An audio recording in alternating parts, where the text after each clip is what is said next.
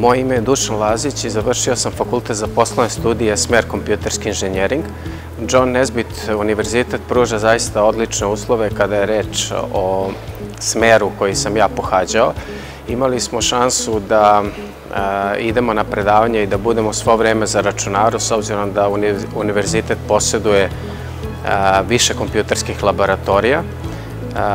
U IT industriji sam i danas, iako nisam počeo u IT industriji, počeo sam u leasing industriji, ali nakon 7-8 godina sam prešao u IT industriju, gde danas radim kao sales manager za centralnu i istočnu Evropu.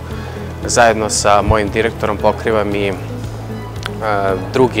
druge zemlje kao što su Španija, UK, Francuska i tako dalje. Stečena znanja na John Nesbitt univerzitetu su izuzetno primenljiva kako u oblasti ekonomije, tako i u oblasti IT industrije.